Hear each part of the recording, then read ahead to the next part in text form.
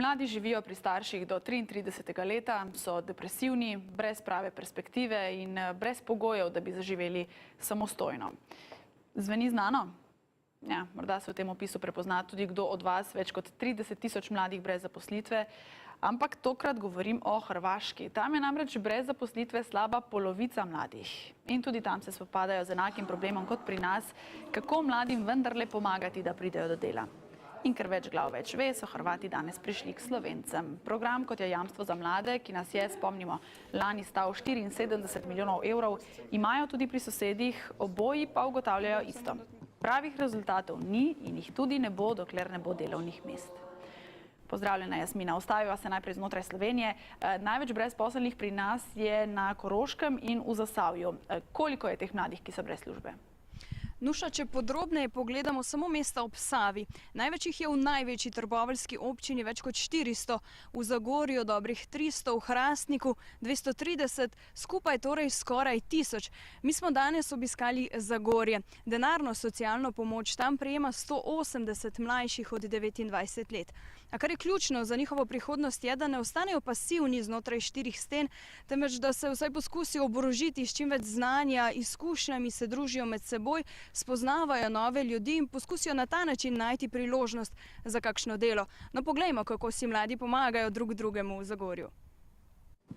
V mladinskem centru vse kriči po mladosti in optimizmu. To ima tudi nek psihološki učinek, tudi recimo zaposlitveni klubi.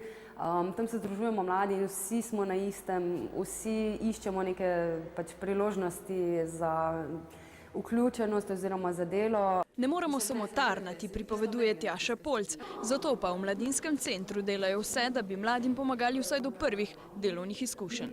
Pod to priložnost za delo štejemo tudi vsa plačane pripravništva, prakse in podobno. In skoraj da prevzemajo vlogo Zavoda za zaposlovanje. Je vmes tudi kakšna redna zaposlitev, pride tudi do takšnega rezultata? Ja, seveda, vsekakor. Tu lahko omenim recimo naše prve karierne zmenke z zaposlovalci v Zasavju, ki smo jih organizirali lani januarja. Na podlagi teh kariernih zmenkov sta 2 udeleženca dobila možnost za redno zaposlitev, ena celo v lokalnem okolju. V Sloveniji je brez dela slaba četrtina mladih. S tem smo v zlati evropski sredini. V Nemčiji, Avstriji, na Nizozemskem jih je brez službe manj kot 10. Tam, kjer je kriza udarila najmočneje, v Španiji in Grčiji, je brez zaposlitve več kot polovica mladih. Hrvaška je v Unijo vstopila s 3. najvišjo stopnjo brezposelnosti med mladimi v Evropi. To je točnije oko 100 000 nezaposlenih mladih. Posledice so hude. Pogotovo ulazak u depresiju, nepostojanje neke perspektive, pogotovo dugoročne. U Hrvatskoj recimo mladi u prosjeku odlazi iz roditeljskog doba tek sa 33 godine. Hrvaška bo v naslednjih 5 letih za reševanje brezposelnosti iz Bruslja dobila 132 milijonov evrov, a Marin Živković dvomi, da bodo ti milijoni Hrvatom res prinesli službe. Bez da se stvarno otvore nove industrije, nova neka područja, da se počinju istraživati,